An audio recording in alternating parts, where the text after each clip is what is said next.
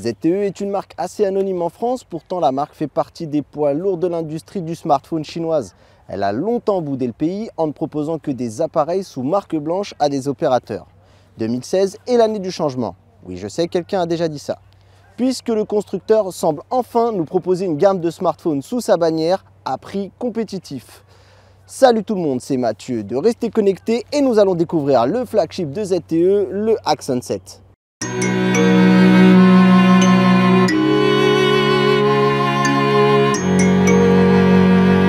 Disons-le tout de suite, ZTE arrive avec la promesse d'offrir un appareil haut de gamme au prix très serré de 449 €. Toutefois, sera-t-il vraiment capable de tenir le rang des flagships du marché? Sommes-nous face du premier appareil premium à prix cassé disponible dans nos contrées physiques françaises? On va essayer d'y répondre dans ce test. Première chose, le design. Ce qui est certain, c'est que ce n'était pas sur cet aspect que ZTE a voulu faire des concessions. Ok, on n'est peut-être pas tous fans de son visuel, mais les matériaux utilisés et la recherche autour de son identité montrent clairement que la marque avait des ambitions pour cet Axon 7. On dirait la rencontre d'un Huawei Mate 8 avec un HTC One M9. Malgré tout, ZTE marque son empreinte par des petites subtilités. On peut parler du positionnement aux extrémités des deux haut-parleurs stéréo et d'une caméra frontale qui coupe la grille, ou l'arrière de cet appareil avec cette coupe qui part du flash pour finir d'entourer le lecteur d'empreintes. Ça fait peu, mais suffisant pour le permettre de le rendre identifiable parmi tous ces clones unibody faits de métal. Les boutons physiques épousent le design de l'appareil et dépassent légèrement sans dénaturer l'aspect général. Si je devais lui donner une fausse note, c'est la présence de ce cadre noir qui entoure l'écran. On aurait aimé voir les bords du côté de l'écran comme sur le ZTE Nubia Z9, c'est-à-dire disparu. Le bord du haut-parleur disparaître en trouvant une astuce pour intégrer les capteurs de luminosité et de proximité, ce qui me paraît un peu compliqué, je peux l'admettre. Par contre, le bord du bas, on aurait aimé qu'il laisse sa place à des boutons logiciels au lieu de physique. Cette analyse négative est un peu ambitieuse car au final, si au premier abord j'étais moyennement emballé par ses formes, je dois dire qu'aujourd'hui je le trouve assez classe. L'appareil, de par ses formes et ses dimensions relativement compactes pour un 5,5 pouces, est agréable à prendre en main. Comme tous les appareils faits de métal, celui-ci peut être glissant. C'est peut-être pour ça qu'ils ont eu la bonne idée d'inclure une coque dans la boîte. Les différents boutons physiques tombent parfaitement sous la main et le plus gros point noir sont à chercher du côté des boutons capacitifs en façade. La première, c'est que le bord est assez fin et du coup avec ses gros doigts c'est pas évident pour les atteindre, et le second, c'est que la zone tactile est assez petite et en plus de ça, c'est que ces touches ne sont pas rétro-éclairées. C'est juste impossible de mettre les doigts dessus lorsque l'on se trouve complètement dans le noir. Voilà, naviguer avec dans votre lit en pleine nuit, c'est compliqué. C'est une décision assez difficile à comprendre et c'est l'un des points vraiment qui me dérange le plus sur ce modèle. Mis à part ce dernier aspect, je reste encore sur une bonne impression globale de ces ZTE Axon 7.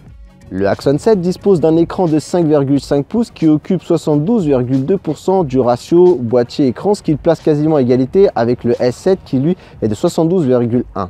L'écran est une dalle AMOLED QHD qui propose des couleurs un peu moins vives et chaleureuses qu'un Galaxy S7, mais ce que je dis n'est pas forcément un défaut puisque certains préféreront des couleurs moins agressives proposées par défaut sur l'écran de Samsung. En tout cas, ce qui est bien, c'est que dans les paramétrages, on peut régler la température des couleurs sur les deux appareils. L'appareil n'est pas aussi lumineux que celui du coréen, mais il est suffisant pour être lisible à l'extérieur. La combinaison entre ce superbe écran et les haut-parleurs en font un compagnon idéal pour tout ce qui est divertissement multimédia. Le tout d'ailleurs fonctionne sans accroc puisque sa fiche technique est clairement haut de gamme. Snapdragon 820, 4 Go de RAM, la puissance ne sera pas un problème dans votre utilisation quotidienne. Et ZTE se paye même le luxe de proposer un stockage de base de 64 Go, ce qui permet de se sentir quand même à l'aise, même si on opte pour l'option double SIM au lieu d'étendre le stockage via microSD. Un des points mis en avant par ZTE, c'est la présence de processeurs audio qui permettent une écoute, mais aussi un enregistrement audio jusqu'à 32 bits. Pour profiter idéalement de ce son premium, le mieux c'est d'être équipé d'un casque filaire premium et d'une source audio supérieure au MP3 comme le FLAC par exemple. L'appareil dispose d'ailleurs d'une certification Dolby Atmos. Le Dolby Atmos, c'est une évolution du son surround spatialisé, mais ça Pepe Garcia vous l'expliquera bien mieux que moi.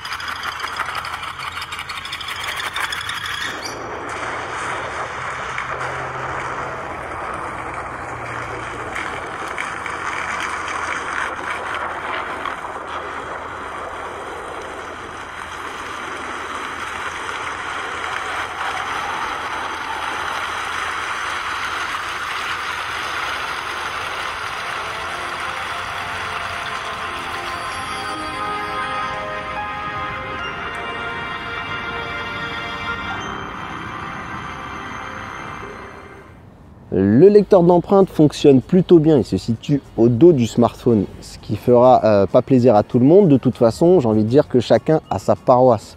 Et sur le sujet, son positionnement en tout cas est bon, puisque quand on saisit l'appareil, on peut facilement le trouver sans le regarder et on peut enregistrer d'ailleurs jusqu'à plusieurs empreintes, comme ce que fait tout le monde, et le déverrouiller quelle que soit la position du doigt. Ce n'est pas aussi rapide que ce que proposent Huawei et Honor, mais bien plus rapide que ce que propose d'ailleurs Samsung sur ses Galaxy. ZTE propose une expérience qui ressemble à ce que l'on trouve sur des ROM de type Samsung ou LG, mais avec des spécificités aussi que l'on a sur des ROM de type custom. La surcouche s'appelle Mi Favor et elle est aujourd'hui dans sa version 4.0. Comme pour beaucoup de constructeurs chinois, je dois vous avouer que je ne suis pas super emballé. Certains points sont complètement subjectifs, j'en conviens, mais vous allez voir que d'autres peuvent se comprendre. Comme toutes les interfaces chinoises, existe le tiroir d'applications. Ce qui est embêtant sur Mi Favor, c'est que ZTE n'a même pas pensé à mettre une recherche rapide pour les personnes mal ou pas organisées. C'est-à-dire que si vous cherchez une application, il va falloir se taper toutes les pages. Le choix du design ne m'a pas non plus beaucoup emballé et ce n'est pas les quelques thèmes uniquement préchargés qui m'ont fait changer d'avis. Surtout qu'il n'y a pas moyen d'en télécharger des nouvelles. Mais encore une fois, c'est un choix personnel. Et pour parler des points noirs de cette interface, je vous déconseille d'activer le mode gant puisque lors de mon test, j'ai vu le smartphone complètement déraillé et devenir pratiquement inutilisable. C'est sans doute un simple calibrage pour baisser la sensibilité de l'écran et on espère que ça sera corrigé dans une mise à jour.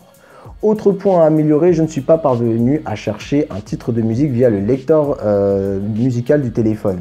C'est un détail qui m'a vite saoulé et je suis passé par une application tierce, donc à vous de me dire dans les commentaires si j'ai fait une boulette. C'est dommage puisque l'on perd d'ailleurs l'équaliseur Dolby quand on change d'interface. L'interface souffre d'ailleurs de quelques soucis de traduction, voire même de certains menus qui ne sont pas du tout traduits. Très rarement aussi j'ai eu le droit à quelques instabilités par rapport à la surcouche et mon conseil c'est de passer par un autre launcher si vous n'adhérez pas à la proposition de ZTE. Pour ma part j'ai utilisé Nova Launcher un temps et mon expérience est devenue bien plus agréable. Pourtant Mi Favor a quand même des qualités et on les trouve notamment dans les paramètres. Comme je l'ai dit juste un petit peu avant, on sent que ZTE a été pioché dans les ROM custom et il est donc possible de personnaliser les boutons de façade capacitifs en choisissant quel sera le bouton retour et multitâche. Pratique quand on a des habitudes sur d'autres anciens appareils, ça évite de les perdre.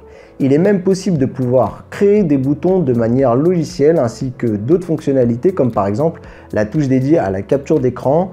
On peut activer le double tap pour réveiller le téléphone, coller à l'oreille sur le téléphone pour répondre à un appel ou appeler directement quelqu'un dès que l'on trouve sa fiche contact en sachant simplement mettant son téléphone à l'oreille ou sur même un message.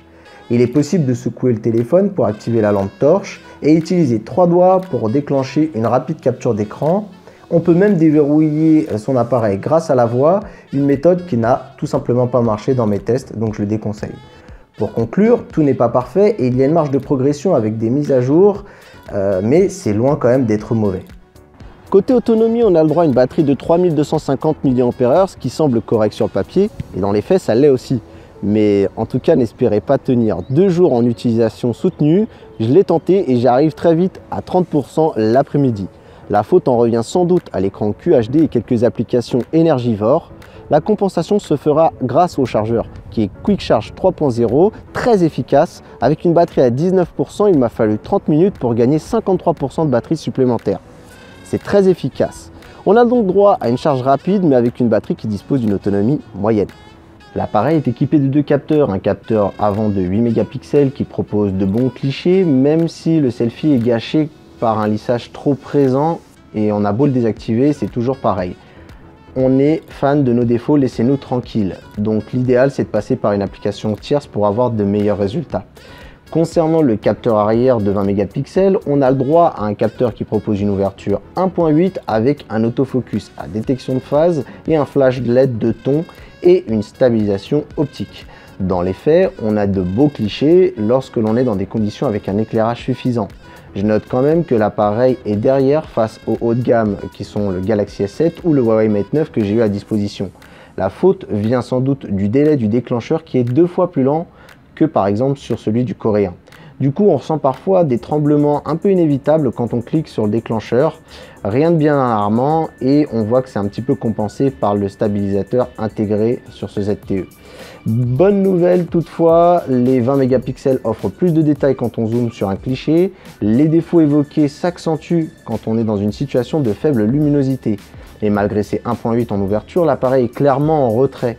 Les clichés ne sont pas mauvais, mais on perd clairement des détails et dans les clichés plus sombres, on est un petit peu déçu par le résultat. Pour la vidéo, le ZTE Axon est capable de filmer en 4K 30 images par seconde et on retrouve un peu un manque de lumière que l'on a sur les photos. La différence que je note sur la vidéo par rapport au Galaxy S7, c'est une image un peu moins détaillée. Toutefois, les couleurs sont plus intenses que sur le Huawei Mate 9. Lors de ce test, j'ai fait une découverte sur les 3 smartphones cités. On a un véritable problème lorsqu'on active la stabilisation. J'ai eu un phénomène de tremblement que je n'ai constaté qu'une fois celle-ci enregistrée. Le résultat est inexploitable et il m'a même, pour tout vous dire, incommodé. Attention également, le ZTE est à la pointe au niveau des codecs d'enregistrement. Pour le coup, c'est positif. Il est possible d'enregistrer en H265 qui succède au H264. Dans les faits, ça permet de diminuer énormément la taille des vidéos prises en 4K. Il faudra bien s'assurer que vous avez un logiciel qui prenne en compte ce codec. J'ai eu des difficultés à les lire d'ailleurs, même avec le célèbre VLC. Pour conclure, je dirais que la caméra fera le boulot pour immortaliser vos meilleurs moments dans de bonnes conditions d'éclairage. Je suis un peu déçu lorsque celui-ci est en basse luminosité et j'espère que le constructeur, les 3 d'ailleurs, se pencheront sur le problème des vidéos stabilisées. Au final, ce que je trouve, c'est que sur la partie des capteurs, le Axon 7 correspond au prix. Concernant la partie téléphone, GPS et Wi-Fi et autres, bien entendu, tout cela fonctionne très bien. Les gens que j'appelle m'entendent bien et je les entends bien, donc aucun souci pour la partie téléphonique. Au niveau du réseau, j'ai pas eu de soucis, j'ai eu de la 4G tout le temps, il n'y a pas de problème à ce niveau-là. Le GPS, pareil, un fixe assez rapide et tout a fonctionné à merveille. Donc pour la partie réseau télécom, j'ai envie de vous dire, il fait ce qu'il doit faire. Et ça, c'est déjà bien la base. Alors pour conclure ce test, on peut clairement dire que ZTE a réussi son pari, en tout cas pour moi. Le Axon 7 est une proposition qui mérite d'être défendue sur bien des points. L'appareil offre une conception et une fiche technique premium. C'est le point d'ailleurs même qui frôle l'excellence. D'autres sont un peu en retrait, mais malgré une orientation assez critique dans ce test, les points qui fâchent comme Mi Favor ou ses capteurs, ça reste totalement bon. Il n'égale pas les ténors du marché, mais à 450 €, il se place sérieusement comme une alternative au OnePlus 3T, voire même à des téléphones bien plus élevés en termes de prix. ZTE offre même dans sa boîte une réparation de l'écran de type accidentel durant les 6 premiers mois du smartphone et 1 an d'extension supplémentaire en plus des 2 ans déjà prévus par la loi. Une preuve de plus que le constructeur croit en son produit et chez Rester Connecté, on trouve qu'ils ont bien raison. Voilà les amis, c'est tout pour ce test du Axon 7. N'hésitez pas, si vous avez aimé cette vidéo, à récompenser mon travail par un pouce en l'air. Si ce n'est pas le cas, un pouce en bas, c'est le jeu. Surtout, partagez aussi la vidéo pour nous aider et n'hésitez pas, si ce n'est pas déjà fait, à vous abonner à la chaîne. C'est gratuit et c'est la plus belle des récompenses que vous pouvez nous faire. En attendant, si vous avez des questions ou des commentaires sur la façon qu'on a fait notre vidéo ou sur le produit, n'hésitez pas à commenter, j'essaierai d'y répondre, il n'y a pas de problème. Et puis en tout cas, on se dit à bientôt pour une prochaine vidéo et comme on le dit toujours ici, restez connectés, bye bye.